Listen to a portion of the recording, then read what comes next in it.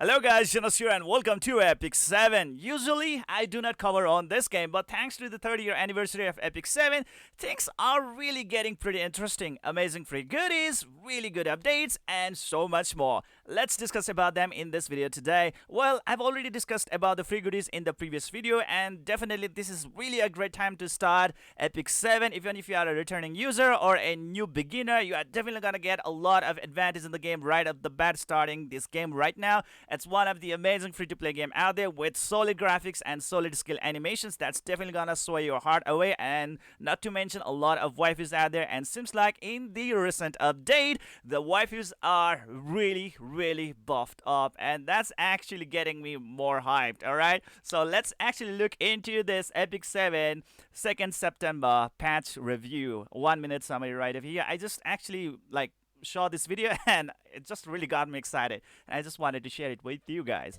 So let's look into it, guys. Epic 7 update, 1 minute. All right, let me just increase the volume a little bit. Okay, so update summary, guys. September balance adjustments, new episodes, enhanced merciless, selected summon season 2. That is great. Definitely awesome for the beginners out there. Don't you guys think so? Next is gonna be the new side story, and finally Abyss 4 has been extended up to 120 floors. So definitely more PvE content out there to enjoy in this game. And these are the balance adjustments. Well, they are not really nerfed. They are actually kind of buffed right over here. 5-star heroes Apocalypse Ravi. I really do have her, and like before, I was not really a big fan of Apocalypse Ravi. She really do look really amazing, but her skills was not really that amazing as an ML hero unit back then. But now she is really amazing after this balance adjustment, and I was really blown away. And now I am really looking forward to use my Apocalypse Ravi out there in the PvP battles. Next is gonna be Luna right over here. Yes, Luna, everybody really do love her because definitely she's the waifu of this game, like one of the major waifu in this game. And she was actually losing her competence against the other heroes out there gradually as the new heroes actually got introduced. But thanks to the new balance adjustment, she has now actually become much better. Next is Kavarik, and we have got Mort, and even the 4-star hero units are actually kind of improved right here, like Roaming Warrior Leo, Dominiel, and merciless. Most of the units I do have them, and even artifacts have got some really good improvements right over there. So we are actually going to be discussing about them in this video today. Alright, so this is great, guys. So Apocalypse Ravi, let's start with her. See, I do have her, okay? I was kind of really lucky with my Mystic Metal summons, and I just managed to get her.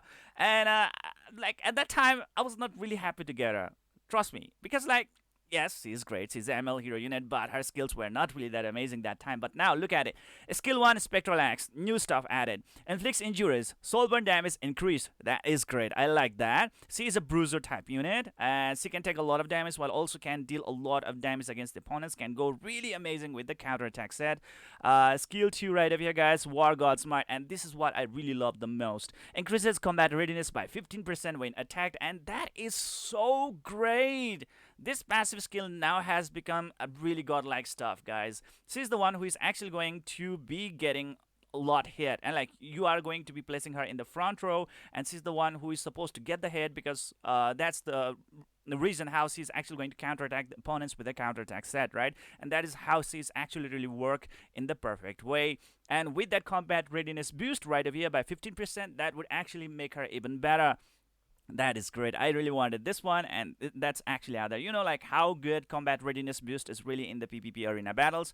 Well, she is now gonna be a really competitive unit. Skill number 3, Deliverance, Soul Exchange. Revives ally not just with 10% health, but with 30% health. That is great. Increases the damage dealt when somebody dies. Can stack up to 3 times. So, well, she is out there to keep on standing even if the ally dies, and she is going to now improve even her damage dealt against the opponents if the ally dies in the team, and that is much better. Alright, so she is out there as the name itself refers, the Apocalypse Ravi, Now she is actually kind of fulfilling that role. I mean, like, if the ally dies, she's going to improve the damage dealt. It's going to be much more easier for her to get hit from the opponents. There's a high likely chance that she's going to get hit or targeted by the opponents, and definitely it will be much more easier for her to counterattack. And also at the same time, with the 15% of combat readiness boost every freaking time, she's going to get her turn real fast as well. And thanks to her skill 3, definitely she's going to keep on reviving the allies as well at the same time.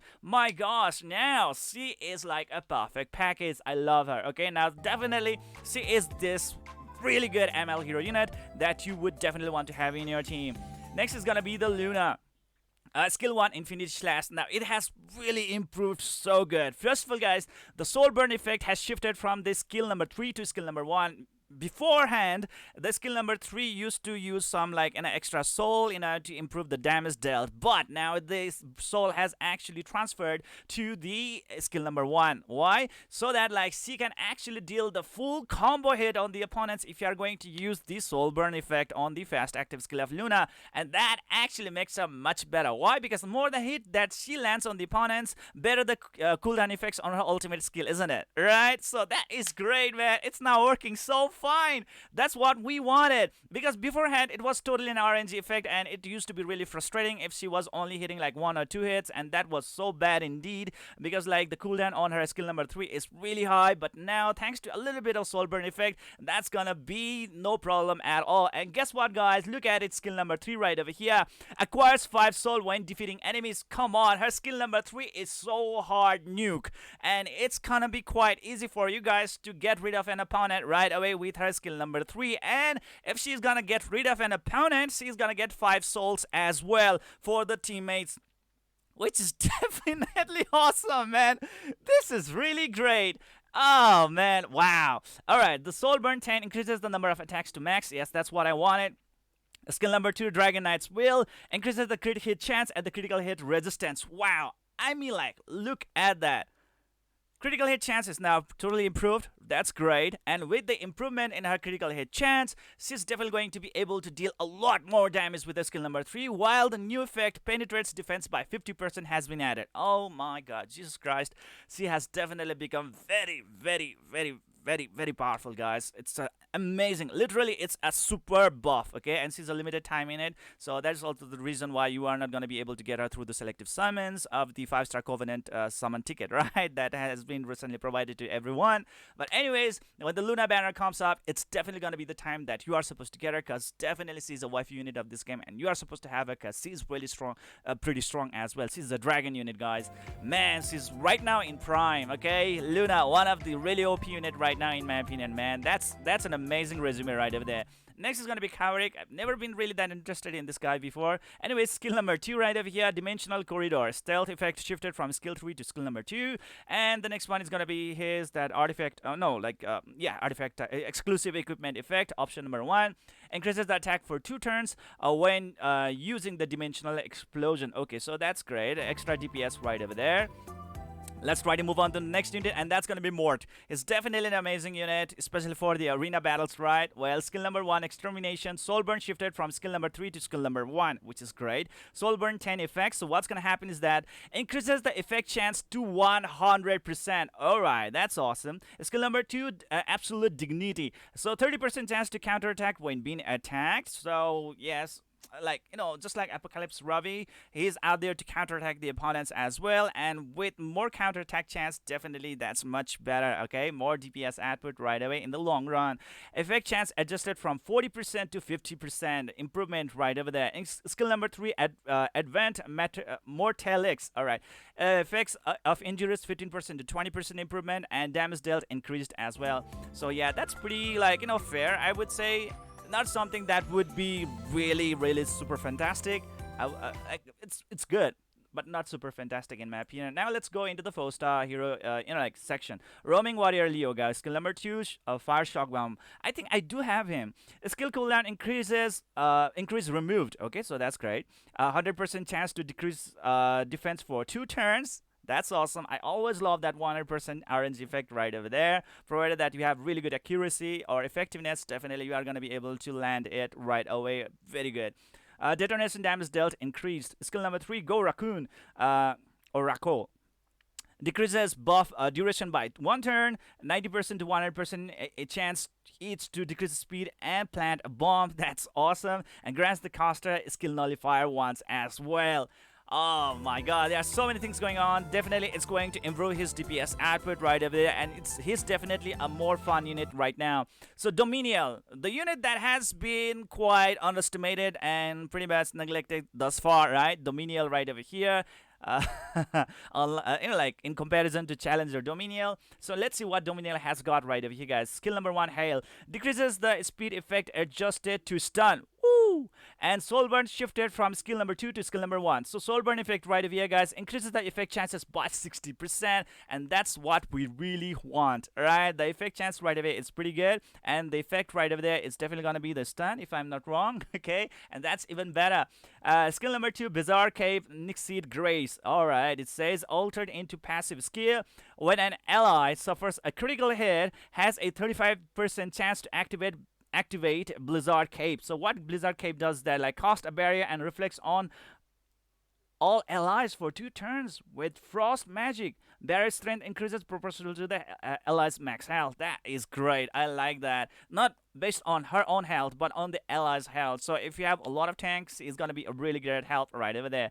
Can only be activated once every 3 turns. No problem. 3 turns, it's not gonna be a really big problem. Alright. So Blizzard Cape, really awesome right now. More sustainability to the team. Skill number 3, Ice Spear. 50% chance to decrease the combat readiness by 30%. 100% chance to decrease the combat readiness by 15%. Okay, so yeah, that's how it has been changed, which I think is much better, right, of you guys, because there's a 100% chance effect instead of just 50%. So as long as you are going to minimize the RNG effect, much better it is. Increases the speed of the caster for 2 turns as well. So yeah, there we go, guys. That's the challenge of Dominial, and I think she has more utility and more performance improvement in the arena battles. All right, and next one is going to be the merciless. It's definitely one of the waifu unit in the game, and the unit that you are going to be getting early on in the game as well. Skill number 1, Divine Bolt. Increases the combat readiness of the caster by 15%. Wow, that's great. Just with the skill number 1, she's gonna get that 15% combat readiness boost right off the bat. Definitely good, guys. Alright, both for PvE as well as the PvP contents. Skill number 2, Dimensional Rupture. 70% chance to dispel 1 buff, and when the caster is granted increased attack, activates the Dimensional Rupture and acquires 2 soul. Okay, instead of 2 soul, I think it's just 1 soul, right? Okay, so there we go. Skill number 3, guys, Blazing Eye of Call. And it says increases damage proportional to the target's lost health removed.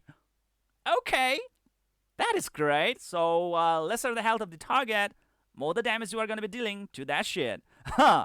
Increases attack of all allies for 2 turns. That's awesome. And increases the damage upon critical hit. So really build her on a lot of critical hit stats, and she's going to be a really major damage dealing goddess unit out there. So Mercedes, she has been really looked down upon for so long time. Like with so many like shortcomings, but now I think she's gonna get better. She has a lot of AoE skills, and she's definitely gonna be a really great help, especially for the beginners out there.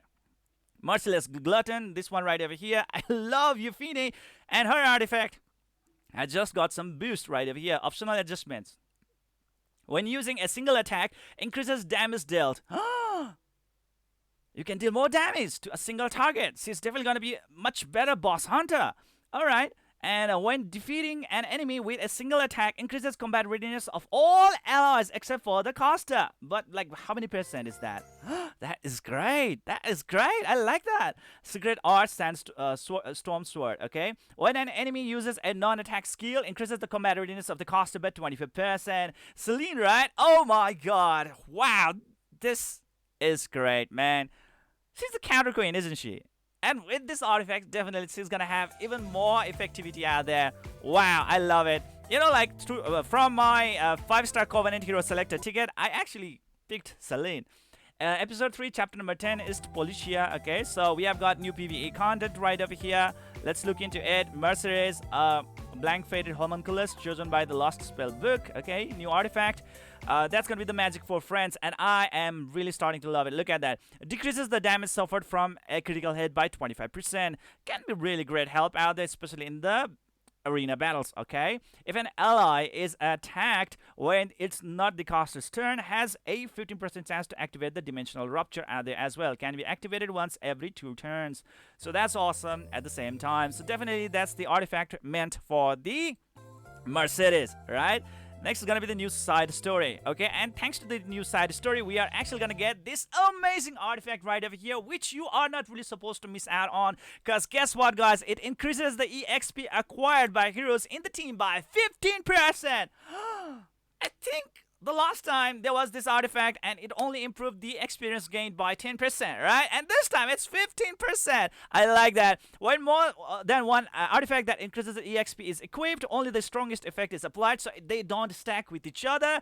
And that 5% boost is definitely something that I definitely want to have, okay? So instead of 10%, it's 15%. That is awesome. I like that. All the strong... and guess what, guys? Recently there has been this amazing mechanic that if you actually get a surplus of experience points, that surplus experience point will be converted into penguins so that you can later on invest that penguin to improve your character real fast, right? So that is great. So extra EXP 50%, it's an artifact that you would always want to wear when you are farming, okay? So it's great, it's great.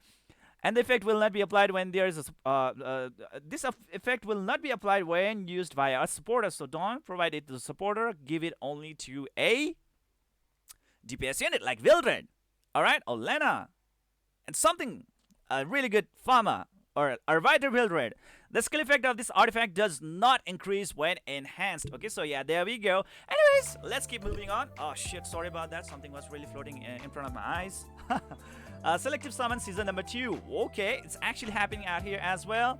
All you need to do is clear the episode 3 stage 10-10. Okay, and that's gonna be unlocking that stuff right over there. Abyss Floor has now increased to 120 stages.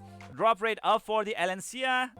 I don't think Alencia is one of the really good unit out there in the game. Lilias is really amazing, especially for the arena battles, because her ability of like dispelling all the debuffs from the allies and also decreasing the combat readiness of the opponents and so much more. Very amazing area attack. Vivian is also really good, especially for the boss hunts out there. Can provide a lot of buff to the allies and she's out there for protection and so much more, guys. Mystic Summon Rotation out here. Specimen says one of the worst unit out there in the game. Angel of Light Angelica.